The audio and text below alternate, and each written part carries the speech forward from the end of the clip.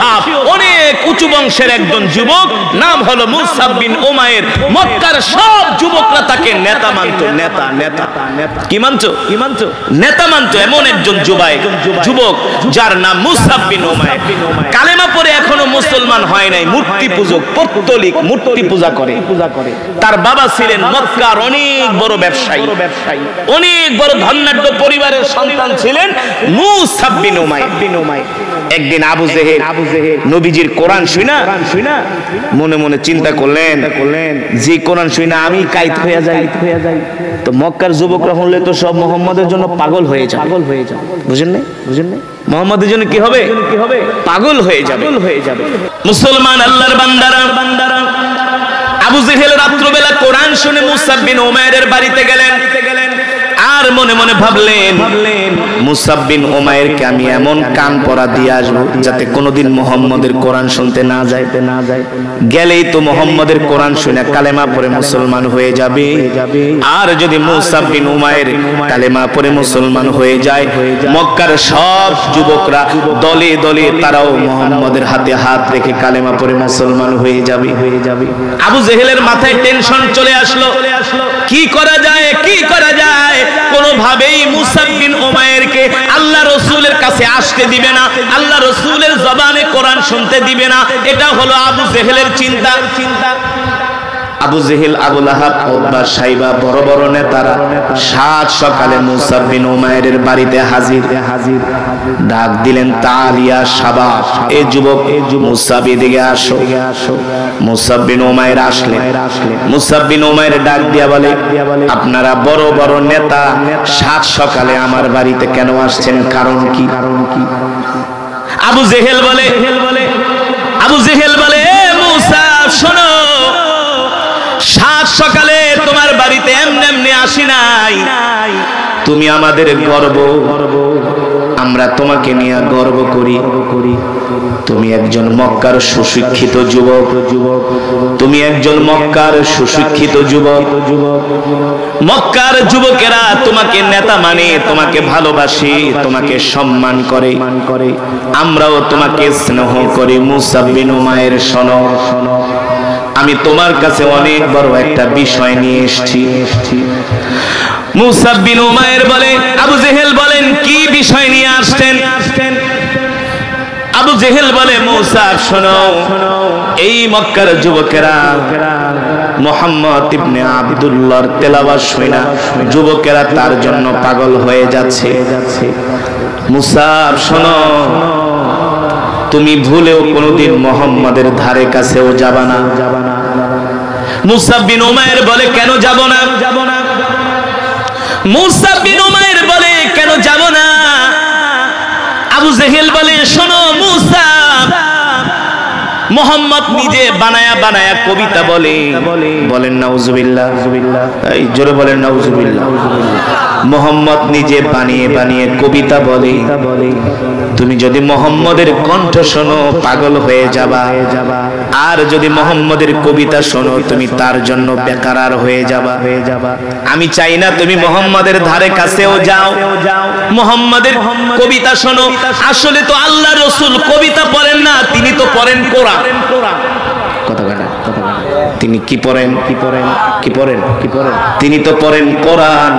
আর মক্কার কাফেরেরা বলে কবিতা, এটা তারা ব্যঙ্গ করে। কি করে? ব্যঙ্গ করে, বিদ্রুপ করে, ঠাট্টা করে। এখনো সমাজে বর্তমানে কিছু গরু খাওয়া মুসলমান আছে, ইমানদারদের সাথে তারা মশকারি করে, টিটকারি করে। কি করে? হ্যাঁ, অভাব নাই। ইমানদার মুসলমান মুমিনদেরকে তারা ব্যঙ্গ করে, বিদ্রুপ করে। মক্কার কাফেরেরা বিদ্রুপ করে বলে, মুহাম্মদ বানায়া বানায়া কবিতা বলে, কোরআন বলে চালায় দেয়। এ মুসাব শোনো, তুমি মুহাম্মদের ধারে কাছেও যাবা না। কিন্তু আবু জেহেল রং নাম্বারে ডায়াল করেছে। মুসাব হলো একটা শিক্ষিত যুবক, বুদ্ধিমান যুবক। আবু জেহেল যখন বাড়ি থেকে চলে গেল, মুসাব বিন উমাইর মনে মনে ভাবে, আমি আবু জেহেলের কথা কেন শুনবো? আবু জেহেল হলো একটা মিথ্যাবাদী। আবু জেহেল হলো একটা ধোঁকাবাজ, প্রতারক। সে বড় নেতা হতে পারে, কিন্তু সে হলো একটা স্যাচ্চো।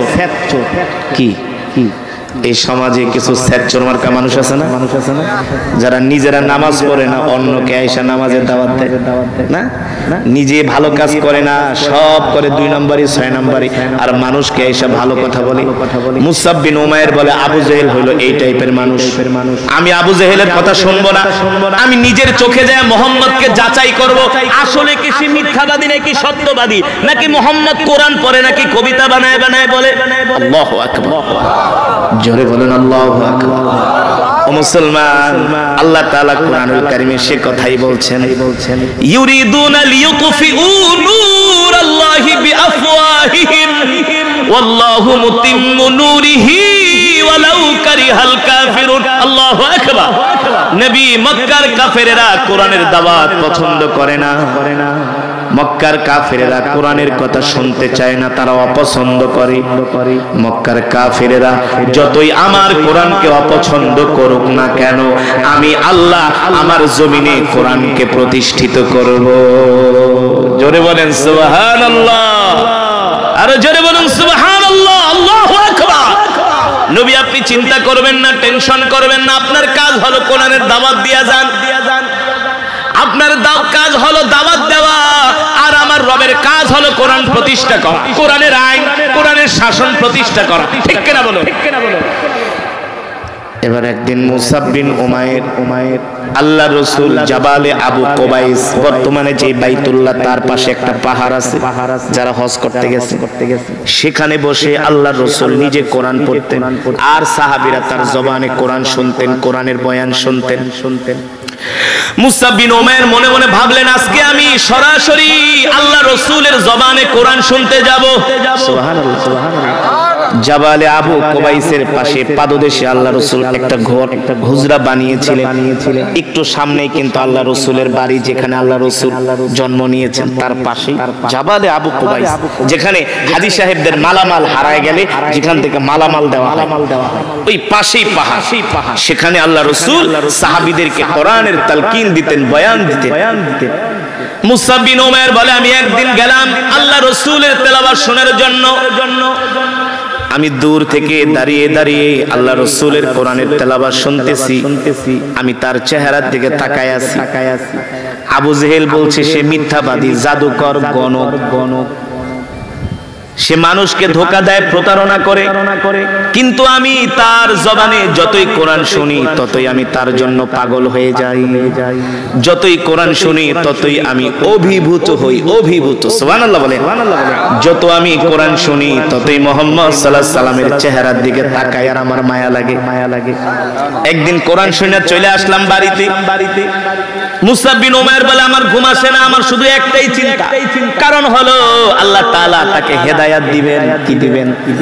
ইন্নাকা লা তাহদি মান আহবাবতা ওয়ালাকিন্নাল্লাহা ইয়াহদি মান ইয়াশা ওয়া হুয়া আ'লামু বিল মুহতাদিন। আল্লাহু আকবার।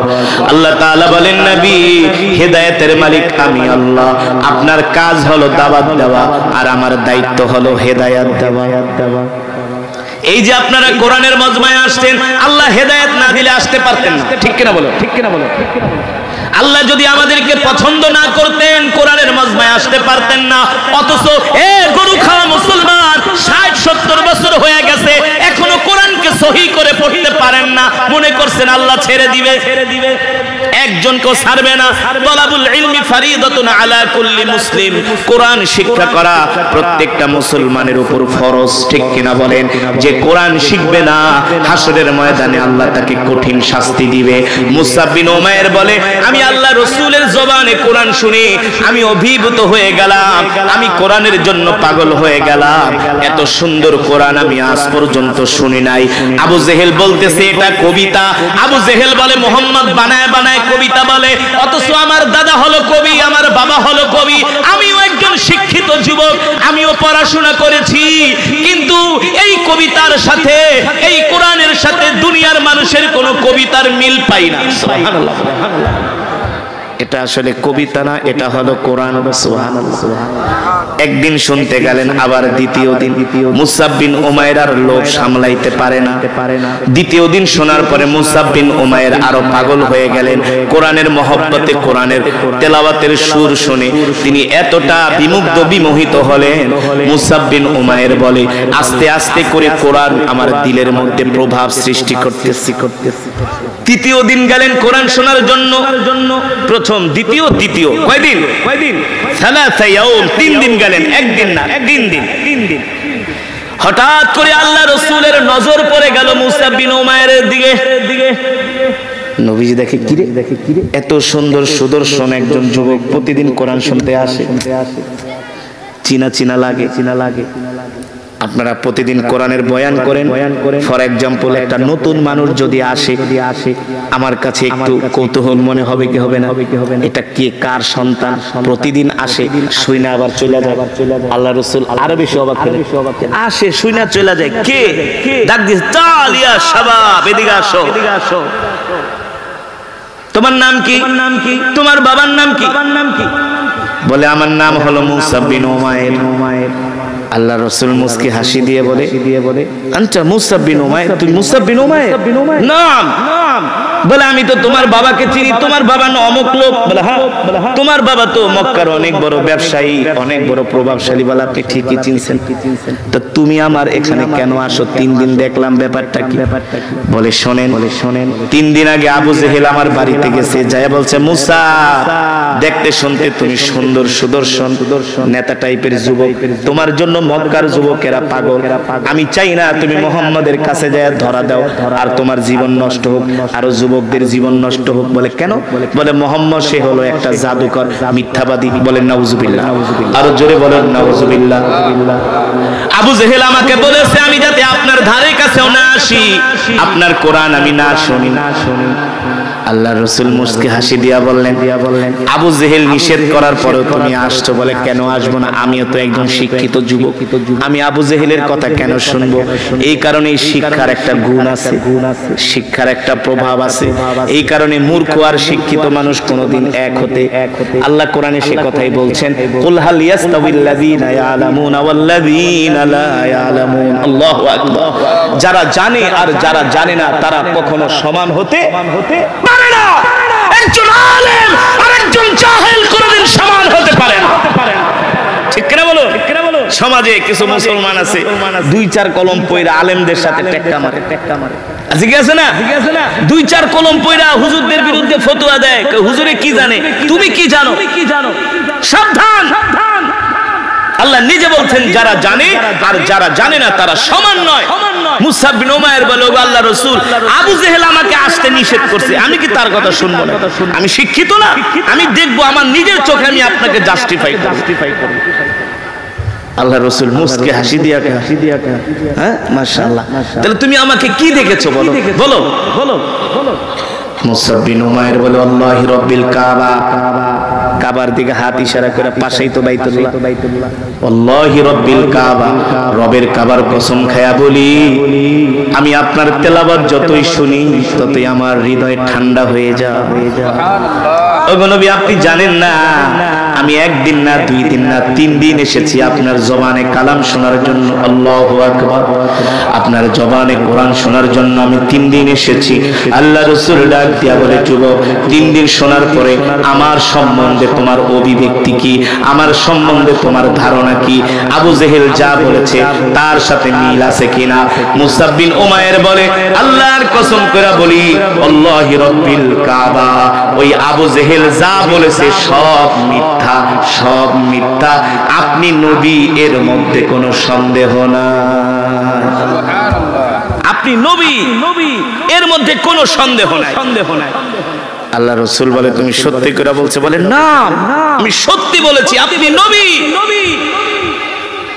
আল্লাহ রাসূল বলে, যুবক, যদি আমার কোরআন তেলাওয়াত তোমার ভালো লাগে, তুমি যদি আমাকে সত্য নবী বলে স্বীকার করো, তাহলে আমি তোমাকে একটা প্রস্তাব দিব। কি দিব? কথা বলে না, কি দিব? প্রস্তাব বোঝেন তো? ও যুবক, এই সুন্দরবনের মানুষ, পল্লী গ্রামের মানুষ, কথাটা আমি যত সহজে বলছি বিষয়টা কিন্তু মোটেও তত সহজ নয়। আমরা কি মুসলমান আর সাহাবীরা কেমন ছিলেন, আমাদের ঈমান কেমন আর তাদের ঈমান কি ছিলেন? আমরা তো মুসলমান হইয়া নামাজ পড়ি না, আমরা তো মুসলমান হইয়া ফজর পড়ি না।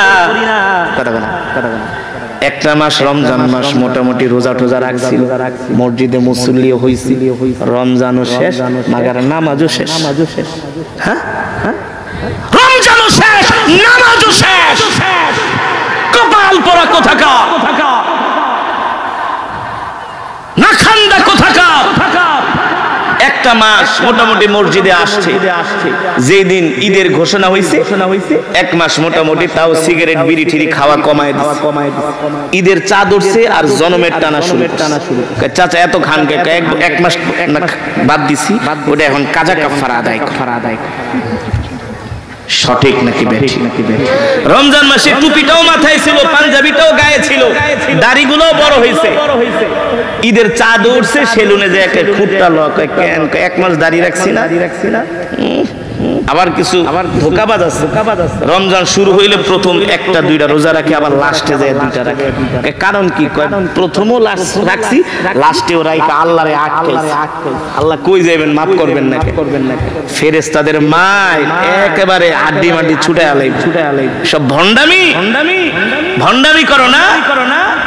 এক মাস রোজা রাখা নামাজ পড়া মনে করছো বেহেশত কামায় ফেলাইছো, এতই সোজা? আফসোস হয়, দুঃখ হয়। গত 2 দিন আগে আমি খুলনা এক প্রোগ্রামে বিশাল মাহফিল, জিজ্ঞেস করলাম ইমাম সাহেব মাহফিল তো বড়ই, হুজুর বুঝেন না, লম্বা ওয়াজ করবেন, লম্বা কেরাত পড়বে। আবার সেক্রেটারি আয়কা হুজুর, এই সেক্রেটারি নাকি হুজুর এমন কেরাতে টান দিবেন যাতে মাইকের ইউনিট কেটে যায়। আপনি গত বছর আইছিলেন, 6টা মাইক কেটে গেছে ইউনিট। এলাকায় খুব নাম হয়ে গেছে যে একটা হুজুর আইছিল ছোটখাটো কালো কইরা, একেবারে পুরা কি মরিচ জানি কয়, ঝালের একেবারে ঝাল, কি রাগ কি টান দেয়। 6টা ইউনিট কাটছেন, এলাকায় একেবারে তোলপাড় হয়ে গেছে। আমগো মাহফিলও কেরাত করে ইউনিট কাটতে। আমি বললাম ইমাম সাহেব, হুজুর খুব ধর্মপ্রাণ মুসলমান, এত ওয়াজ শুনি, আমার মুসল্লিরা খুব ভালো, হুজুর আপনার অনেক কষ্ট করে দাওয়াত দিয়ে আনছি, একটু লম্বা চূড়া তেলাওয়াত আর বয়ান করে মাহফিলে। আমি ইমাম সাহেবরে বলি তো রমজান মাসে মসজিদে কেমন মুসল্লি ছিল? হুজুর একটা কথা কোন। কেমন? হুজুর আলহামদুলিল্লাহ ফজরের নামাজে পুরা মসজিদ ভরপুর, জোহর আসর মাগরিব এত মুসল্লি হুজুর। মাশাআল্লাহ। তো এখন কি অবস্থা? রমজান তো শেষ, এখন ইমাম সাহেব আর কথা কয় না। গই মিয়া কথা কন না গে। হুজুর কি কম, লজ্জার কথা। এখন ফজরের নামাজে 3 জন। কয়জন মুসল্লি? কয়জন? আপনার এলাকায় কি অবস্থা? হ্যাঁ, জোরে কন কি অবস্থা? সবগুলা বিড়ি খায় আর ঘুমায়। হ্যাঁ, গাঞ্জা খায়া ঘুমায়, বিড়ি খায়া ঘুমায়, আর খালি নাটক দেখে আর বাদাইবার মতো খিটখিট করে দাঁত বাইর করে। ঠিক কিনা বলে? অথচ আল্লাহ রাসূল বলেছেন ফজরের 2 রাকাত সুন্নত যদি এক পাল্লায় দেওয়া হয়, সারা পৃথিবী যদি এক পাল্লায় দেওয়া হয়, 2 রাকাত সুন্নত ভারী হয়ে যায়। কি বলবো আপনাদের? আকিমিস সালাতা লিদুলুকিশ শামসি ইলা গাসাকিল লাইলি ওয়া কুরআনাল ফাজর ইন্না কুরআনাল ফাজরি কানা মাশহুদা। যাদের কানে ফজরের কোরআন তেলাওয়াত ভাসবে, তাদের এই কান, তাদের এই দেহ আল্লাহ জাহান্নামের আগুনে দিবেন। নামাজ নাই, ফজর নাই, ইশার নাই, অথচ মসজিদের পাশেই চায়ের দোকান। আমি এই যে কেবল আপনাদের মাহফিলে আসলাম, কালীগঞ্জ, শ্যামনগর, নলতা, ওদিকে দেখি এক একটা চায়ের দোকানে বড় বড় টেলিভিশন আর চেয়ার সাজায় 10, 12, 15টা লাইন। দুমায় বিড়ি টানতেছে আর বাংলা সিনেমা দেখছে। আল্লাহ ওদের হেদায়েত নসিব করুন। আপনাদের কষ্ট হচ্ছে, বয়ান শেষ করে দিব আর মাত্র 10 মিনিট। 10 মিনিট একটু বসা যাবে না? কষ্ট করা যাবে না? 10 মিনিট কোরআনের জন্য পারবেন না? করবে না? আরে কথা বলেন না কেন? কোরআনের জন্য 10 মিনিট নয়, এই কোরআনের জন্য যদি 10 বছর জেল খাটতে হয় তাতেও রাজি আছে। মিয়া এই কোরআনের মাহফিল দিয়া এই জমিনে ইসলাম কায়েম হবে। এটি তো জাস্ট একটা ফর্মালিটি। আল্লাহর জমিনে আল্লাহর দ্বীন কায়েমের জন্য জিহাদ ছাড়া কোনো উপায় নাই। ঠিক কিনা বলেন? এই কোরআনের রাজ কায়েম করতে হবে, আল্লাহর জমিনে আল্লাহর কোরআনের বিধান প্রতিষ্ঠা করতে হবে। আজকে আমাদের কপাল পড়ছে কেন দেখেন? সারা পৃথিবীতে মুসলমান মার খায়, বাংলাদেশেও আমরা সংখ্যা গরিষ্ঠ, আমরা মেজরিটি কিন্তু হয়ে গেছি মাইনরিটি। দাম নাই। কাফের মুশরিক বেঈমানরা জানে এই মুসলমান আসল মুসলমান না, এগুলো হলো নকল। এগুলো নামে মুসলমান। আল্লাহ তাআলা আমাদের হেদায়েত নসিব করুন। দ্বীনের উপরে আল্লাহ তাআলা আমাদের চলা সহজ করে দিন, বলি আমিন। আল্লাহর বান্দারা, আল্লাহ রাসূল সাল্লাল্লাহু আলাইহি ওয়াসাল্লাম মনে আছে নাকি? সাহাবীর নাম কি? জোরে গান। মনে নাই, ভুলে গেছে। আরে যারা আলেম তারা বলতেছে মুসাব বিন উমাইর, কিন্তু আপনারা তো বলতে পারতেছেন। ওয়াজ শুধু শুনলে হবে না, ওয়াজ মনে রাখতে হবে। সেই মনে রেখে ওয়াজ ঈমানি শক্তিকে বাড়াতে হবে। ঠিক কিনা বলেন? সাহাবীর নাম হলো মুসাব বিন উমাইর রাদিয়াল্লাহু তাআলা আনহু। ও যুবক মুসলমান মা বোনেরা, কথাটা ভালো করে খেয়াল করুন। কথাটা আমি যত সহজে বলছি, মূলত বিষয়টা তত সহজ না। বলার চেয়েও বিষয়টা কোটি কোটি গুণে কঠিন, যেটা ভাষায় প্রকাশ করার মতো না। আল্লাহ রাসূল বলে, এ যুবক, কোরআনের তেলাওয়াত যদি তোমার কাছে ভালো লাগে, তুমি যদি স্বীকার করো আমি সত্য নবী, তাহলে আমি তোমাকে একটা প্রস্তাব দিব। কি প্রস্তাব? যুবক বলে, কি প্রস্তাব দিবেন? আল্লাহ রাসূল বলে, আমি চাই এই মুহূর্তে তুমি আমার হাতে হাত রেখে কালেমা পড়ে মুসলমান হয়ে যাবে। আল্লাহু আকবার। সে তো হলো একজন মূর্তি পূজক না, অমুসলিম। কালেমা পড়ে মুসলমান হলেই তো তাকে তার মা বাবা ঘর থেকে বের করে দিবে, তেজ্য পুত্র করবে, সম্পদ থেকে তাকে বঞ্চিত করবে, তার আরাম আয়েশের জিন্দেগি ধূলিসাৎ হয়ে যাবে। ঠিক না? আত্মীয় স্বজনরা তাকে বয়কট করবে। আসলে কি বিষয়টা সহজ? আরে আমরা তো নামাজই পড়ি না, দিন মানি না। যদি 2-3 দিনের লেগে একটু তাবলিগে যাওয়ার দাওয়াতে, ভাই চলেন 3 দিনের জন্য একটু আল্লাহর রাস্তা যাই, হুজুর আমার বউরে দেখবো কি। আমি মালয়েশিয়া গিয়েছি এক প্রোগ্রামে। ওটা একটা সরকারি প্রোগ্রাম ছিল, মালয়েশিয়ার রাজধানী কুয়ালালামপুর মসজিদের জামেকে। তো মালয়েশিয়া একটা জায়গা আছে চুঙ্গাই বলু, সেখানে বাংলাদেশের প্রায় ওই এলাকাটার ভিতরে 20 থেকে 30 হাজার বাঙালি কাজ করে। তো আয়েশা বলল, হুজুর আপনি যেহেতু আসছেন, আমাদের একদিন একটু সময় দেন, 1 ঘন্টার জন্য। আমাদেরকে 1 ঘন্টার জন্য একটু সময় দেন। তো যে দেখলাম সেখানে বাংলাদেশের মুসলমানরা অনেক সুন্দর একটা মসজিদ বানাইছে, প্রবাসী, অনেক সুন্দর। তো আমার সেখানে একটা ওরা প্রোগ্রাম দিল। তো আমার নাম শুনে যুবক আসছে, কারণ যুবকরা আমার বেশি ভক্ত। আমি যুবকদেরকে বেশি ভালোবাসি, কারণ যুবক পরিবর্তন হয়ে গেলে বাংলাদেশ পরিবর্তন হয়ে যাবে, গোটা পৃথিবী পরিবর্তন হয়ে যাবে। যুবকদেরকে শুধু আমি ভালোবাসি না, আল্লাহ রাসূল যুবকদেরকে ভালোবাসতে। বিশাল একটা ঐতিহাসিক ঘটনা আছে। যুবকদের মহব্বতে, যুবকদের সিদ্ধান্তে আল্লাহ রাসূল উহুদের যুদ্ধ যায় খোলা আকাশের নিচে করেছিলেন। উহুদের যুদ্ধ কাফেরদের সাথে খোলা আকাশের নিচে সে যুদ্ধ করেছিলেন, যুবকদের মতের কারণে, যুবকদের সিদ্ধান্তের কারণে। যুবকদেরকে আল্লাহ রাসূল অনেক বেশি ভালোবাসতেন। তো যাই হোক, বয়ান করার পরে একটা যুবক আইসা আমার সাথে দেখা করে, হুজুর। আমি কই কি? হুজুর আমার কপাল তো পুইরা গেছে। আমি কই তোর কপাল তো ঠিক আছে। না হুজুর পুইরা গেছে। আমি কই কেন? হুজুর আমি এই মালয়েশিয়া আসার পরে আগে দেশে থাকতে নামাজ পড়তাম, রোজা করতাম, দিন মানতাম, কিন্তু মালয়েশিয়া আসার পরে হুজুর খুব নষ্ট হয়ে গেছে। মালয়েশিয়া এমন একটা দেশ, আপনি চাইলে ভালো হইতে পারবেন, চাইলে খারাপও হতে পারে। হুজুর অনেক টাকা ইনকাম করি, মাস শেষে দেশে চাইরানাও পাঠাইতে পারি না। কারণ কি? কারণ হলো ওই যে যায় মদে বারে যায়, ড্যান্স ক্লাবে যায়, খারাপ জায়গায় যায়, মদ খায়, জুয়া খেলে, নেশা করে। আমি বললাম তুমি মুসলমানের সন্তান হয়ে এই কাজ করো। রাসূলের এই সাহাবী মুসআব বিন উমাইরের ঘটনাটা শুনাইলাম। শোনো, তুমি মুসলমান হইয়া দিন মানো না, আর একজন মূর্তি পূজক পত্তলিক, সে আল্লাহ রাসূলের জন্য মুহূর্তের মধ্যে তার জীবনটাকে আল্লাহর দ্বীনের জন্য কোরবানি করে। ঠিক কিনা বলেন? এই সাহাবীর ঘটনাটা বয়ান করলাম। যুবক কাঁদতে কাঁদতে অস্থির, বলে হুজুর তওবা করছি, আর জীবনে কোনোদিন খারাপ পথে যাব না।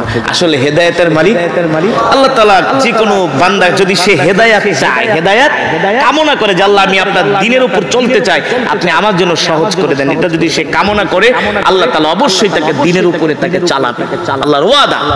আর আপনি আমি যদি দ্বীনের উপরে চলতে না চাই, তাহলে আল্লাহর কোনো ক্ষতি হবে? বরঞ্চ আমাদের লস, আমাদের ক্ষতি, আমাদের জিন্দেগি বরবাদ। খাসিরাত দুনিয়া ওয়াল আখিরা। সেই যুবকের সাথে এখন আমার মালয়েশিয়া গেলে দেখা হয়। এখন আলহামদুলিল্লাহ সে মালয়েশিয়াতে দাওয়াত ও তাবলীগের কাজ করে। তো যেটা বলছিলাম, অনেক প্রবাসী পেয়েছি। জিগাই ভাই কয় বছর? বেশি না, 26 বছর, 42 বছর, 28 বছর, 32 বছর। তো তোমার 3 দিনের জন্য দাওয়াত ও তাবলীগের দিকে ডাকলে কো আমার সময় নাই, আমার বউরে কে দেখবো? 40 বছর ধরে কে দেখে? তোমার চাচতো ভাই না, খালাতো ভাই না, মামাতো ভাই দেখে? কথা কয় না। আপনি বুঝে নেও আমার কথার মিনিংটা বুঝছেন? আবার বিরোধ ধারণা করবেন না। 3 দিনের জন্য দাওয়াত ও তাবলীগে যাইতে পারো না, সময় হয় না, আর তুমি 32 বছর ধরে বিদেশ করতেছো, তোমার স্ত্রী তো দেশে, ছেলে সন্তান দেশে, তাহলে তাদেরকে দেখছেন কে? আরো জোরে বলেন কে? আল্লাহ তাআলা দেখছেন। আল্লাহ তাআলা এই সবকিছুর নিরাপত্তা দানকারী। ঠিক কিনা বলুন? ওই রাসূলের সাহাবী মুসআব বিন উমাইর, আল্লাহ রাসূল বলতেছে সাহাবী তোমাকে আমি একটা প্রস্তাব দিই। কি প্রস্তাব? আল্লাহ রাসূল বলেন, অথচ এই প্রস্তাবটা গ্রহণ করলেই তার উপরে অত্যাচারের স্টিম রুলার শুরু হয়ে যাবে, তার উপরে নির্যাতন জুলুম শুরু হয়ে যাবে। সে পিছনের দিকে তাকায় নাই, বলছে গো আল্লাহর রাসূল আপনি আমাকে প্রস্তাব দেন, আপনি আমাকে একজন সাহসী যুবকের কাতারে পাবেন। সাহসী যুবকের কাতারে। ওই যুবক মারামারি করা যুবক না, ওই যুবক যায়া মানুষের মাথার উপরে বাঁশ দিয়া বাড়ি দেওয়ার যুবক না, ওই যুবক ভোটের বাক্স ছিনতাই করার যুবক না, ওই যুবক টেন্ডারবাজি করার যুবক না। ওই যুবক সে নিজেও জান্নাতের দিকে যাবে, তার কওমদেরকেও নিবে। ঠিক কিনা বলো? কিন্তু বিষয়টা তো সোজা না, অনেক। আল্লাহ রাসূল বললেন মুসআব আমি চাই তুমি এখনই আমার হাতে হাত রেখে কালেমা পড়ে মুসলমান হয়ে যাবে। আল্লাহু আকবার। মুসআব বিন উমাইর বলে, ও আল্লাহর রাসূল আপনি বলছেন? বলে হ্যাঁ। বলে আমি বলছি আশহাদু আন্নাকা মুহাম্মাদুর রাসূলুল্লাহ, মুহাম্মাদুর রাসূলুল্লাহ, আমি সাক্ষী দিচ্ছি আপনি আল্লাহর রাসূল। আপনি আমাকে এখনই আমাকে আপনার হাতে হাত রেখে আমাকে এখনই কালেমা পড়িয়ে মুসলমান বানিয়ে। মুসআব বিন উমাইর কালেমা পড়ে মুসলমান হয়ে গেলেন। মক্কার ভিতরে তোলপাড় শুরু হয়ে গেল। শুনছো? মুসআব কালেমা পড়ে মুসলমান হইছে। আবু জেহেল শুননাকে আমি আগেই ভাবছিলাম, এই কারণে আগে তেজে সতর্ক, কিন্তু আমার ষড়যন্ত্র ব্যর্থ হয়ে গেছে। অথচ হেদায়েতের মালিক আল্লাহ যদি কাউকে হেদায়েত দেয়, ঠিক কিনা বলেন, সে মদের বারের থেকেও এসে দ্বীনের একজন দায়ী হয়ে যায়। আল্লাহু আকবার। এবার মুসআব বিন উমাইর কালেমা পড়ে মুসলমান হওয়ার পরে আল্লাহ রাসূলকে বলল, নবীজি আপনি আমার জন্য দোয়া করে দেন। আমি এখন যে আমি আমার মা বাবা ভাই বোন আত্মীয় স্বজন পরিবার আমার কওমদেরকে আমি দ্বীনের দিকে দাওয়াত দিব। পিছন থেকে অনেক সাহাবীরা বলে, মুসআব আমি তো তোমাকে চিনি, শোনো একটু আস্তে আস্তে। তুমি এখন যে যদি সবাইকে দাওয়াত দাও, সব বড় বড় নেতারা তোমার বিরুদ্ধে লাগবে। বলে লাগে লাগুক, তাতে আমার যায় আসে না। কেন? ওগো আল্লাহ রাসূল আপনি কি সত্য নবী না? আল্লাহ রাসূল বলেন নাম, আমি অবশ্যই সত্য নবী। বলে আবু জেহেল যদি মিথ্যা ধর্ম পালন করতে পারে, আমি কেন সত্য ধর্ম প্রচার করতে পারবো না? জোরে বলেন সুবহানাল্লাহ। আজকে তো বাংলাদেশে এমন পরিস্থিতি হয়ে গেছে, সত্য কথা বলা যায়, ঠিক কিনা বলেন? ঢাকা বিশ্ববিদ্যালয়ের চত্বরে তারা পূজা করতে পারে, আর আজকে ঢাকা ইউনিভার্সিটির ছাত্ররা তারা গরমের প্রচন্ড গরম হচ্ছে, বৃষ্টি নাই, তারা সালাত ইস্তিসকার নামাজ পড়বে বৃষ্টির জন্য, সেই অনুমতি ইউনিভার্সিটির কর্তৃপক্ষ দেয় নাই, ডাবির কর্তৃপক্ষ দেয় নাই। আজকের পত্রিকার খবর। তোমরা গুনাহ করতে পারবা, হারাম কাজ করতে পারবা, আর আমাদেরকে হালাল কাজ করার অনুমতি দিবা না। কিন্তু এই হক কথা বললেই তো সমস্যা। কিন্তু যতই সমস্যা হোক না কেন, হক বলতেই হবে, ঠিক কিনা বলো? হক কথা উচ্চারণ করতেই হবে, আল্লাহ ছাড়া কাউকে ভয় পাওয়া যাবে না। মুসাব বিন উমাইর বলল, আল্লাহ রাসূল আপনি আমার জন্য দোয়া করে দেন, আমি যে আমার মা বাবা সবাইকে দাওয়াত দিই, আমি ইসলাম ধর্ম গ্রহণ করেছি, এই কথা আমি বলে দিই। মুসাব বিন উমাইর বাড়িতে যে ডাক দিলেন, চালাও ইয়া আবি উম্মি জাদ্দি উখতি, এদিকে আসো, ইজমাউ, সব জমা হও, আসো, তোমাদের সাথে কথা আছে। কি কথা? আজকে থেকে আমাকে আর মূর্তি পূজার জন্য ডাকবে না। কেন? আমি আল্লাহ রাসূল মুহাম্মদ সাল্লাল্লাহু আলাইহি সাল্লামের হাতে হাত রেখে কালেমা পড়ে মুসলমান হয়ে গেছি। আর জোরে বলেন সুবহানাল্লাহ। মুসাব বিন উমাইরের বাবা বলে, বলো কি? বলে হ্যাঁ। তার মা বলে, বলো কি? বলে হ্যাঁ, আমি এখন মুসলমান, আমি আর মূর্তি পূজা করব না। এই কথা বলার সাথে সাথে মুসাব বিন উমাইরকে 2 হাত আর 2 পা শিকল দিয়ে বেঁধে ঘরের খুঁটির সাথে তাকে তালা মেরে রাখছে। বলে আর কোনোদিন করে মুহাম্মদের ধারে কাছেও যেতে দিব না। মুসাব বিন উমাইর বলে, যতদিন পর্যন্ত রাসূলকে না দেখব ততদিন পর্যন্ত মুখে কোনো দানা পানিও তুলব না। এই মুখ দিয়ে কোনো খাবার ঢুকবে না, আমার শিকল ছেড়ে দাও, আমার বাত ছেড়ে দাও। মুসাব বিন উমাইরের বাবা বলে, না, একটা মানুষ কয়দিন না খেয়ে থাকতে পারে? 1 দিন, 2 দিন, 3 দিন, 4 দিন, 5 দিন, 1 সপ্তাহ, 10 দিন না খেয়ে আছে। কোন বর্ণনায় আসছে আরো বেশি দিন। সুদর্শন চেহারার অধিকারী মুসাব বিন উমাইর শুকায়া কাঠ হয়ে গেছে, কাঠ। জন্মদাতি মা তো মায়া লাগে, দূর থেকে তাকায় দেখে ছেলেটা শেষ হয়ে গেছে। আর মুসাব বিন উমাইর কান্না করতে। মা আয়েশা ডাক দিয়ে বলে, তুমি কি আমার জন্য কাঁদো? ও প্রিয় বৎস, ও আমার সন্তান। বলে, আমি তোমার জন্য কাঁদি না। কার জন্য কাঁদো? বলে, আমি আল্লাহ রাসূলকে দেখার জন্য কাঁদতেছি।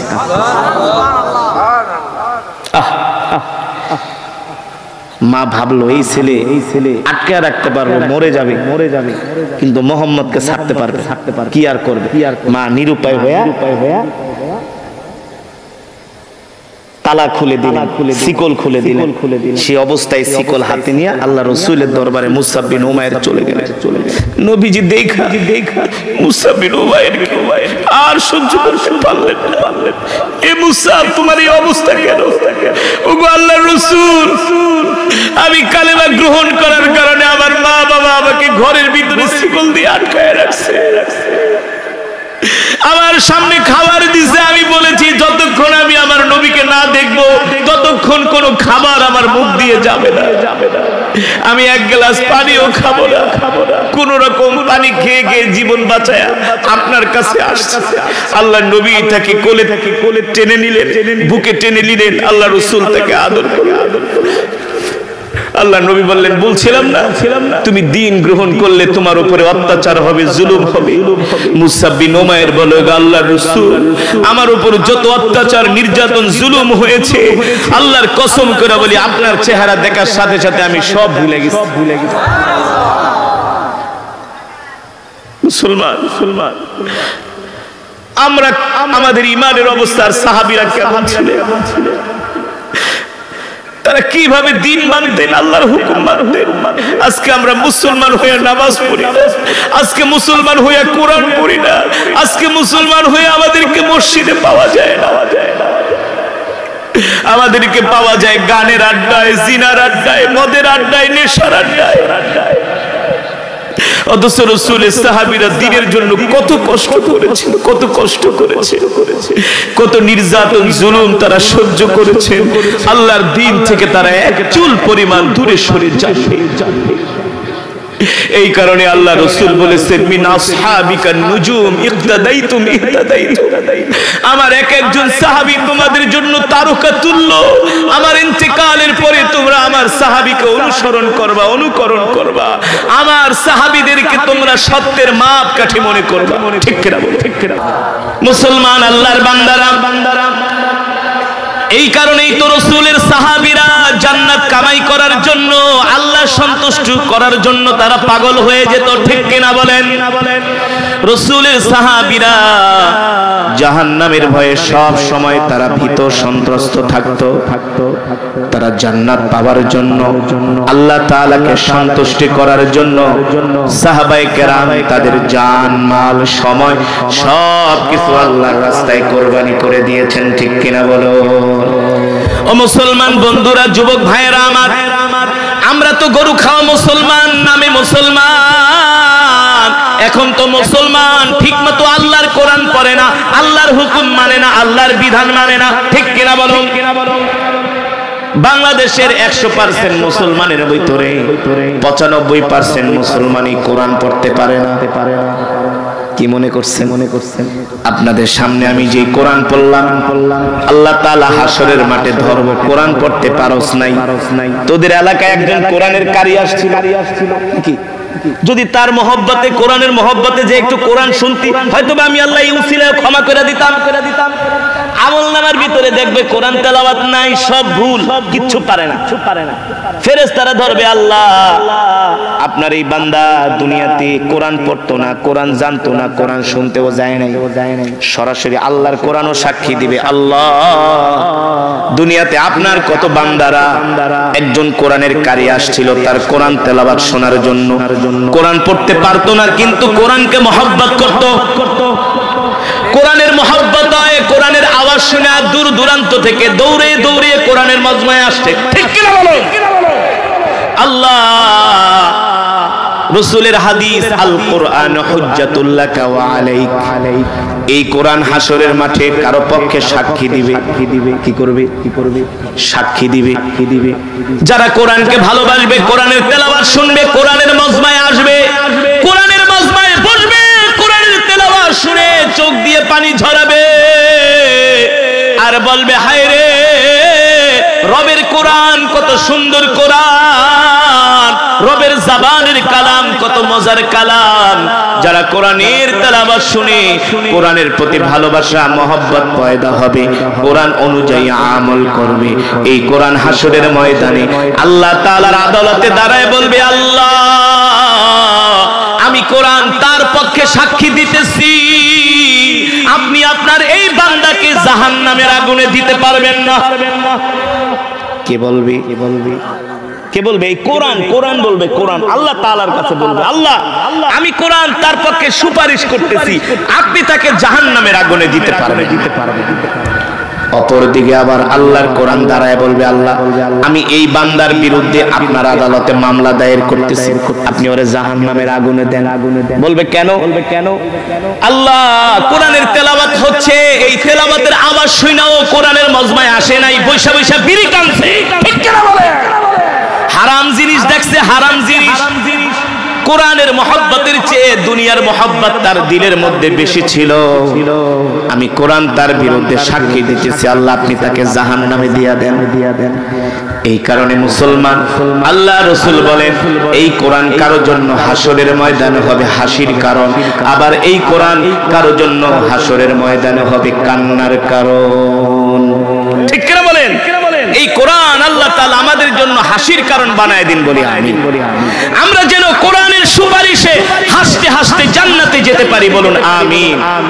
আল্লাহর বান্দারা, এই কোরআনুল কারীমের মধ্যে এমন একটা সূরা আছে, যে সূরা যদি কেউ প্রতিদিন এশারের নামাজের পরে তেলাওয়াত করবি, এই সূরা বলতেছে তোমাকে যদি আল্লাহ জান্নাত না দেয়, আমি সূরা আল্লাহর সাথে ঝগড়া করব যে আল্লাহ আপনি তাকে কেন জান্নাত দিবেন না। আল্লাহ জান্নাত দিতেই হবে। এই কোরআনুল কারীমের মধ্যে এমন একটা সূরা আছে, যে সূরা বলে তুমি আমাকে তেলাওয়াত করো, যতক্ষণ পর্যন্ত আল্লাহ তাআলা তোমাকে জান্নাত না দিবে ততক্ষণ পর্যন্ত আমি আল্লাহ তাআলার কাছে সুপারিশ করতেই থাকব। বলবো সেই সূরার নাম কি? বলবো? জোরে বলুন, বলবো? সেই সূরার নাম হচ্ছে সূরাতুল মুলক। নাম কি? কেউ যদি প্রতিদিন এশারের নামাজ আদায় করার পরে ঘুমানোর পূর্বে বাদাল ইশা ক্বাবলান নাওম, হাদিস শরীফের ভিতরে এসেছে কেউ যদি এই সূরাতুল মুলক ইশারের নামাজের পরে তেলাওয়াত করে ঘুমানোর পূর্বে প্রতিদিন সূরাতুল মুলক বলে, তোমার ইন্তেকালের সাথে সাথে আমি আল্লাহ তাআলার কাছে তোমার জন্য সুপারিশ করব, এমনকি আমি কবরে যে তোমাকে পাহারা দিব। এই সূরা আমাদেরকে কবরে কি করবে? পাহারা দিবে, আর বলবে আমি আল্লাহ তাআলার কাছে তোমার জন্য সুপারিশ করব। যতক্ষণ আল্লাহ তোমাকে জান্নাত না দিবে ততক্ষণ আমি আল্লাহ তাআলার কাছে সুপারিশ করতেই থাকবো। আল্লাহু আকবার। তাহলে এই সূরা তেলাওয়াত করবেন তো? এক যুবক আমাকে কয়, হুজুর আমি এই সূরা তেলাওয়াত করব, আমার খুব ভালো লাগে, কিন্তু নামাজ পড়তে ভালো লাগে না। এই সমাজে এমন কিছু মুনাফিক মার্কা মুসলমান আছে যারা নামাজ পড়ে না। আছে কি? আছে। ওদের নামাজ পড়তে ভালো লাগে না, কিন্তু দিনের সব কাজ করে, দান সদকাও করে, ভালো কাজও করে, ওয়াজ মাহফিলও চান্দা দেয়, আসে, বয়ানও শুনে, কিন্তু মাগার নামাজ পড়ে না। এমন আছে কি? আছে না? জোরে বলো। মান তারাকা সালাতান মুতাআম্মিদান ফাকাদ কাফারা, যে নামাজ পড়ে না কাফের আর মুসলমানের মাঝে পার্থক্য হলো। কাফের আর মুসলমানের পার্থক্য হলো এই কারণে আগে 5 ওয়াক্ত সালাত আদায় করতে হবে, তারপরে সূরা মুলকের আমল করতে হবে। ঠিক কি না? আল্লাহ তাআলা আমাদের তৌফিক দান করুন। এবার আসেন মুসলমান, এই কোরআন আল্লাহর জবানের কালাম, রাসূলের সাহাবীরা এই কারণেই তো কোরআনের জন্য পাগল হয়েছেন।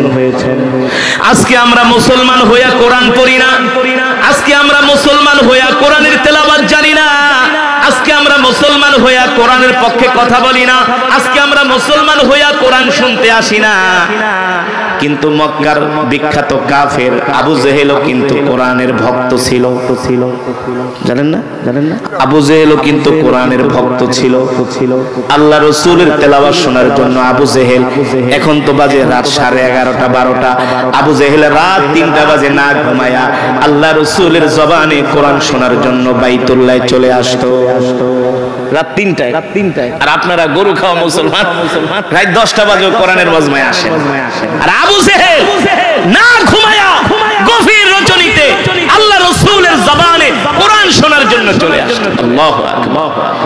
এই কোরআন আল্লাহর এমন এক জবানের কালাম, এমন এক কিতাব, যেই কোরআনের জন্য রাসূলের এমন সাহাবীরা ছিলেন যারা এখনো কালেমা পড়ে মুসলমান হয় নাই।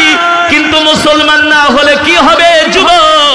রাসূলের এমন সাহাবী ছিল, তার বাবা ছিলেন কাফের, মাও ছিলেন কাফের, তিনিও ছিলেন মূর্তি পূজক, কিন্তু আল্লাহর কোরআনের প্রেমে পাগল হইয়া শেষ পর্যন্ত তিনি কালেমা পড়ে মুসলমান হয়ে গেছে। সুবহানাল্লাহ।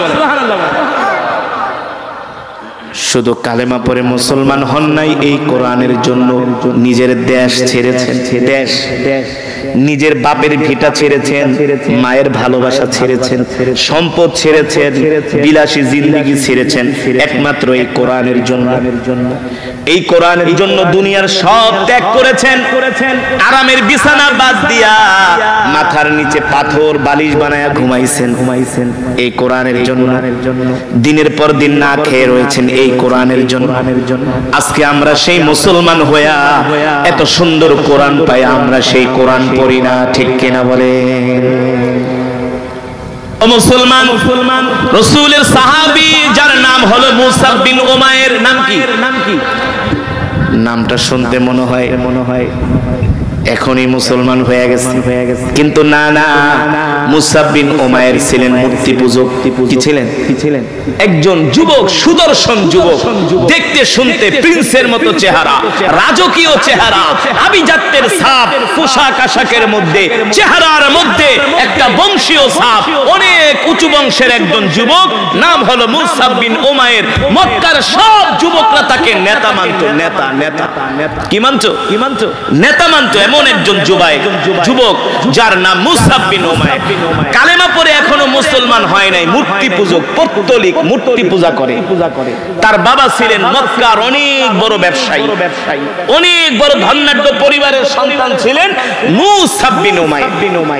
একদিন আবু জেহেল নবীজির কোরআন শুনা মনে মনে চিন্তা করলেন যে কোরআন শুনা আমি কাইত হয়ে যাই, তো মক্কার যুবকরা হলে তো সব মুহাম্মদের জন্য পাগল হয়ে যায়, বুঝেন না? মুহাম্মদের জন্য কি হবে? পাগল হয়ে যাবে। এই কোরআন আল্লাহর এমন এক কিতাব, আল্লাহু আকবার, এই কোরআন শুনলে পাথরের মতো হৃদয়টা মোমের মতো গলে যায়। গলে কি গলে না? কেউ যদি বলে হুজুর এই কোরআন শোনার পরে আমার কোনো অনুভূতি হয় না, তাহলে বুঝতে হবে এটারে বড় শয়তানে ধরছে। ঠিক কিনা বলুন? আর যদি কোরআন শোনার পরে আপনার হৃদয় কলিজা ঠান্ডা হয়ে যায়, শীতল হয়ে যায়, তাহলে বুঝতে হবে এখনো ঈমানের প্রভাব আপনার দিলের মধ্যে আছে। ঠিক কিনা বলুন? মুসলমান আল্লাহর বান্দারা, আবু জেহেল রাত্রবেলা কোরআন শুনে মুসাব বিন উমাইরের বাড়িতে গেলেন আর মনে মনে ভাবলেন মুসাব বিন উমাইরকে আমি এমন কান পরা দিয়ে আসবো যাতে একমাত্র মহান রব্বুল আলামিনের জন্য যিনি আমাদেরকে সৃষ্টি করেছেন। ঠিক কিনা? ইমানদার মুসলমান, আমাদের হায়াতের মালিক কে? আমাদের রিজিকের মালিক কে? আমরা কার গোলাম? শয়তানের গোলাম নাকি আল্লাহর গোলাম? তাহলে এত আসতে বলেন কেন? যে আল্লাহ হায়াতের মালিক, যে আল্লাহ রিজিকের মালিক, ঠিক কিনা বলেন? এই যে বসে আছেন, অটো বাতাস আসছে না? এই বাতাস কে দিচ্ছেন? কয়েকটা ফ্যান চালায়া বাতাসগুলা আনেন না, দেখেন না কত টাকা কারেন্ট লাগে। এই যে বসে বসে কত সুন্দর বাতাস, আল্লাহু আকবার। এই বাতাসের মালিক, যে জমিনে বসে আছেন, এই জমিনের মালিক কে? কোরআনে আছে কি আছে না? নাই আছে কোরআনে? কথা বলে না। বলবো কি রে ভাই, এমন খালি পড়া যায়।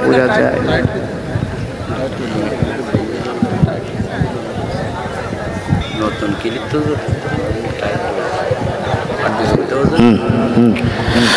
আল্লাহর বান্দারা, দীর্ঘক্ষণ সময় আমি কোরআনুল কারীমের তেলাওয়াত করেছি, আপনারা বসে বসে কোরআনের তেলাওয়াত শ্রবণ করেছেন। ঠিক কিনা বলেন? করছেন তো? যদি মুহাব্বতের সাথে কোরআনুল কারীমের তেলাওয়াত শুনে থাকেন, নিঃসন্দেহে আল্লাহ তাআলা এক একটি হরফের বিনিময়ে আমাদের আমলনামায় কমপক্ষে 10টি করে নেকি দান করেছেন। কয়টা করে নেকি? এখানেই শুধু শেষ নয়, আজকের এই মাহফিলে এসে কত সওয়াব পেয়েছেন এখানেই শেষ নয়। আল্লাহর বান্দারা ভালো করে খেয়াল করুন, আমার দিকে তাকান। এই মাহফিলে যারা আসছেন সকলেই এক খতম করে করে কোরআনুল কারীমের সওয়াব পেয়েছে। কয় খতম? কিভাবে বলেন? মনে করেন না হুজুর আপনাদের দাওয়াত দিয়ে লয়েছি, আপনি একাই ওয়াজ করবেন না, আমি করব ওয়াজ, আপনারা দিবেন আওয়াজ। রাজি আছেন? আমি করব ওয়াজ, আপনারা দিবেন কি? আওয়াজ। তাহলে বোঝা যাবে যে ওয়াজ শুনে কিছুটা বুঝতেছেন। ঠিক কিনা বলেন? আল্লাহর বান্দারা, আমি সূরাতুল ইখলাস 3 বার তেলাওয়াত করেছি। কয়বার? আরো জোরে বলুন, কয়বার? তিরমিজির বর্ণনায় আসছে, আল্লাহর রাসূল বলেন, সাহাবী আবু সাঈদ আল খুদরি রাদিয়াল্লাহু তাআলা আনহু থেকে হাদিসটি বর্ণিত, আল্লাহর নবী বলেন, কেউ যদি সূরাতুল ইখলাস 3 বার তেলাওয়াত করে, আল্লাহ তাআলা তার আমলনামায় পূর্ণ 1 খতম কোরআনুল কারীমের সওয়াব দান করে। খুশি নাকি বেজার? বলি আলহামদুলিল্লাহ। মুসলমান এমন জোরে জোরে আওয়াজ দিবেন সুবহানাল্লাহ, আলহামদুলিল্লাহ বলি। আশেপাশের কিছু মানুষ আছে বসে বসে বিড়ি টানতেছে। আছে কি? চিংড়ির ঘেরে বসে বসে বিড়ি টানে, ফেসবুক চালায়। এমন কিছু গরু খাওয়া মুসলমান আছে কি আছে না? ওরা যাতে বোঝে এখানে কিছু আল্লাহর পাগলেরা বসে আছে। আমরা কার পাগল? জোরে বলুন। লজ্জা লাগে আল্লাহর পাগল বলতে? আমরা কার পাগল? আমরা আল্লাহর পাগল। আমাদের আওয়াজ শুনে, তাকবীরের ধ্বনি শুনে কিছু মানুষ বলবে এখানে কিছু পাগলরা বসে আছে। ওরা আমাদেরকে পাগল বলে বলুক, তাতে আমাদের কিছু যায় আসে না। আমরা দুনিয়ার পাগল হতে চাই না, সম্পদের পাগল হতে চাই না, নারীর পাগল হতে চাই না, বাড়ির পাগল হতে চাই না, আমরা আল্লাহর পাগল হতে চাই। কার পাগল? আল্লাহ আমাদের কবুল করেন। আল্লাহ আপনি আমাদের কবুল করে নেন। মুসলমান যদি আল্লাহর পাগল হতে পারে কোন চিন্তা আছে? ভাবনা আছে? এই দুনিয়া কষ্টের জীবন, ঠিক কিনা বলেন? দেখেন যতদিন শীত ছিল কিছু মানুষকে আহারে গরমের দিনই ভালো বলছে কি বলছে, আপনারা অনেকে বলছেন ঠিক শীতে অতিষ্ঠ হয়ে গেছে। আচ্ছা শোনেন, এর আগে একটা কথা জিজ্ঞেস করি, আপনারা যে কোরআন তেলাওয়াত শুনে সওয়াব পাইছেন, অনেক সওয়াব পাইছেন আলহামদুলিল্লাহ, তাহলে কি মোনাজাত করে দিব? বয়ান চলবে, কিন্তু বয়ান শুনতে হইলে অ্যাটেনশন, আমার দিকে খেয়াল রাখতে, কোনো বাদাম বুদাম খাওয়া চলবে না। এত সুন্দর কোরআনের মজমা ওইসব বাদাম খাওয়ার সময় আছে নাকি? আমরা তো জান্নাতে যে মাছের কলিজা দিয়ে আমরা নাস্তা করি, আমরা তো জান্নাতে দুধের নহর, মধুর নহর খাবো, ঠিক কিনা বলেন? আমরা মধুর শরবত খাবো, দুধের শরবত খাবো, ঠিক কিনা বলেন? এই জান্নাত কামাই করতে হলে কোরআনের মজমায় বৈশা মহব্বতের সাথে কোরআন শুনতে হবে না? হবে কি হবে না? তাহলে এই কোরআনের মজমা জান্নাতের বাগান, টের তো পান না। এই মাহফিলে আসার কারণে এক খতম করে কোরআনুল কারীমের সওয়াব পাইছে। কয় খতম? বর্তমানে এক খতম কোরআন পড়ায় দেখেন 10 জন ইমাম সাহেব দাওয়াত দিয়া। বুঝেন নাই আমার কথা? বর্তমানে কোরআনুল কারীমের এক খতম পড়াইতে হইলে কয়জন ইমাম লাগে? কয়জন? 10 জন। 3 পারা করে ইমামে আইসা কি আপনার বাড়িতে মাগনা খতম পড়া যাব? খাইলে কাম নাই। ইমাম দাওয়াত দিবেন, দাওয়াত দেওয়ার পরে কবে এই শরীরটা বেশি ভালো না, ফার্মের মুরগি টুরগি না, একটু দেশি মুরগির ব্যবস্থা করে কথা কয় না। তারপর কেবল ঘেরের ভিতরে যেটা সবচেয়ে বড় মাছ ওটা একটু ভালো করে রাইন দে, ঠিক কিনা? আবার কেবল আমার তো ডায়াবেটিস, একটু দেশি মুরগি, দেশি গরু দুধ দিয়ে একটু মিষ্টান্ন রাইন দে। তো বাজার করতে করতে 10,000 শেষ। জোহরের পরে দোয়া ঠোয়া করে খায়া দেয়া যাওয়ার সময় কেবল মেম্বার গেলাম দোয়া করেন, মানে কি মেম্বার দোয়া করেন, মানে কি ये हाल तेरा चाल है, मकसूद तेरा माल है, क्या अजीब तेरा चाल है, ঠিক কিনা বলেন? হাদিয়া দেওয়া নেওয়া সুন্নাত। আমি আপনাদেরকে বোঝাতে চাইলাম যে আপনারা আজকের মাহফিলে আসার কারণে এক খতম করে কোরআনুল কারীমের সওয়াব পেয়েছেন। খুশি নাকি বেজার? আজকের মাহফিলে না আসলে সওয়াব পেতেন? জোরে বলুন পাইতেন? তারপরে যে এসির নিচে বসে আছেন, এই বাতাস আপনি ঢাকা শহরে টাকা দিয়েও পাইবেন না। বিশ্বাস করেন, এত সুন্দর ঠান্ডা হাওয়া, এই নিয়ামত আল্লাহ তাআলার এই নিয়ামতের শুকর কিভাবে আদায় করবে? ওই বৈশা বৈশা বিড়ি খাইবেন আর গাঞ্জা খাইবেন, চিংড়ির ঘেরে বৈশা বাংলা সিনেমার নাটক দেখবেন, মরার পরে ফেরেশতারা পিটায়া একদম পাছা দিয়া রড ঢুকায় দিবে। আর কেবল আল্লাহর জমিনে থেকে আল্লাহর নিয়ামত খায়া কোরআনের মজমায় যায় বসো নাই না, বিড়ি টানছো, মার পিটা, টানতে হাসরাতে জাহান্নামে নিয়ে যাবে। মুসলমান কি ভাবছেন? কত রাজা বাদশা চলে গেছে, আর খবর না, ঠিক কিনা বলেন?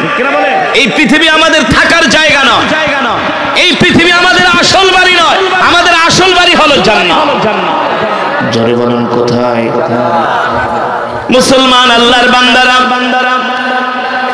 এই কারণেই তো রাসূলের সাহাবীরা জান্নাত কামাই করার জন্য, আল্লাহ সন্তুষ্ট করার জন্য তারা পাগল হয়ে যেত, ঠিক কিনা বলেন? রাসূলের সাহাবীরা জাহান্নামের ভয়ে সব সময় তারা ভীত সন্ত্রস্ত থাকতো। তারা জান্নাত পাওয়ার জন্য, আল্লাহ তাআলাকে সন্তুষ্টি করার জন্য সাহাবায়ে কেরাম তাদের জান। এই কারণে মুসলমান যুবক বন্ধু, তোমাদের হাতে ধরি, হায় ধরি, আসো আমরা আমাদের জীবনটাকে পরিশুদ্ধ করি। জীবনে যত গুনাহ করেছি তার জন্য আল্লাহ তাআলার কাছে আমরা ক্ষমা চাই। আমাদের কৃত গুনাহের জন্য আমরা রবের কাছে ক্ষমা চাই। বাকি দিনগুলো যাতে আমরা ঈমান এবং ইসলামের উপরে চলতে পারি আল্লাহ তাআলার কাছে আমরা প্রার্থনা করব, দোয়া করব। ঠিক কিনা বলো? তাহলে 5 ওয়াক্ত সালাত আমরা জামাতের সাথে আদায় করব ইনশাআল্লাহ। রাজি আছেন? কে কে 5 ওয়াক্ত সালাত জামাতের সাথে আদায় করবে? হাত উঠে আল্লাহ তাআলাকে দেখা। হাত সোজা করেন, সোজা করেন, ইমানদারের মতো, মুনাফিকের মতো হাত আরো সোজা করেন। একটা ডাক দিতে পারবেন আল্লাহ তাআলাকে? মোহব্বত নিয়ে একটা ডাক দিতে পারবেন? বলেন আল্লাহ, আরে জোরে বলেন আল্লাহ। আমাদেরকে কবুল করে নেন আল্লাহ। 5 ওয়াক্ত সালাত আমাদের জামাতের সাথে আদায় করার তৌফিক দেন। বলি আমিন, আমিন, আমিন। হাত নামান। 5 ওয়াক্ত সালাত জামাতের সাথে আদায় করেন। আগে নামাজটা ঠিক করেন, সব আমল দেখবেন অটো ঠিক হয়ে যাবে, অটোমেটিক ঠিক হবে। আগে নামাজ, আগে কি যেভাবে রমাদানুল মুবারকে মসজিদে মুসল্লি হয়েছে, রমাদান শেষটাতে কি হয়েছে, বাকি 11 মাস এভাবে মুসল্লি হবে। আর বিড়ি খাওয়া, সিগারেট খাওয়া ছেড়ে দেয়। বিড়ি সিগারেট খেয়ে কেউ উন্নতি করতে পারছে? বিড়ি সিগারেট খেয়ে কেউ উন্নতি করে? সিগারেট খাওয়া, বিড়ি খাওয়া, এটা হলো শয়তানের প্রথম লক্ষ্য। এগুলো হলো শয়তানের প্রথম লক্ষ্য। বিড়ি সিগারেট ছেড়ে দেন। এই সিগারেট খেলে মুখ নাপাক হয়ে যায়, আর নাপাক মুখের ইবাদত আল্লাহর দরবারে কবুল হয় না। রাগ করতেছেন? 5 ওয়াক্ত সালাত পড়েন। ঈমান এবং ইসলামের উপর আমরা চলি। আল্লাহ তাআলা আমাদের সকলকে কবুল করুন, এই মজমাকে কবুল।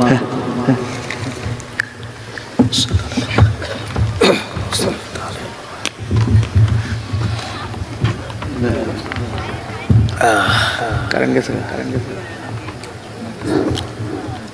আলহামদুলিল্লাহ। এই যুবকরা মোনাজাত না দিয়ে যায় না।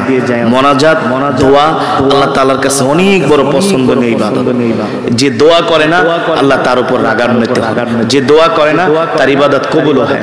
দোয়া দোয়া দোয়া দোয়া সব ছাড়বেন, মাগার দোয়া ছাড়বেন না। দোয়া ছাড়া যাবেন। আর দোয়া হুয়াল ইবাদত। বসেন। হযরতের গুরুত্বপূর্ণ বয়ান শুনলাম। আল্লাহ তাআলার কাছে কোটি কোটি শুকরিয়া। এই মুহূর্তে আমাদের কাছে উপস্থিত রয়েছেন আল্লাহ, এই তাফসীর কোরআন মাহফিলের বিশেষ অতিথি, আমন্ত্রিত অতিথি জনাব গাজী গোলাম মোস্তফা বাংলা, সদস্য জেলা পরিষদ সাতক্ষীরা। এনে বসেন।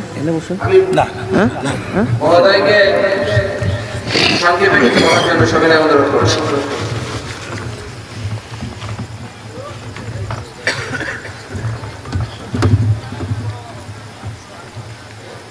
বিসমিল্লাহির রহমানির রহিম। আজকে রহমতনগর জামিয়া উলুম ওয়া মাদ্রাসার আয়োজনে আজকের এই তাফসীরুল কোরআন মাহফিলে সম্মানিত প্রধান বক্তা, সকল উলামা ইকরাম, সামনে উপস্থিত ধর্মপ্রাণ মুসলমান ভাইয়ের বাবাজিরা, পদ্মার মা ও বোনেরা, অনেক রাত হয়েছে, আপনারা অনেক ক্লান্ত। আপনারা জানেন ইতিমধ্যে ষষ্ঠ উপজেলা পরিষদ নির্বাচন 8ই মে অনুষ্ঠিত হতে যাচ্ছে।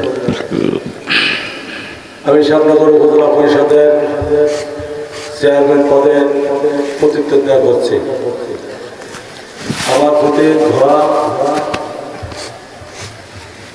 আপনাদের কাছে আমি দোয়া চাই, আশীর্বাদ চাই, আলমীদের যে আমার উপর যদি রহমত থেকে থাকেন, আপনাদের সকলের দোয়ার বরকত রাখেন। আমি যদি শ্যামনগর উপজেলা পরিষদের চেয়ারম্যান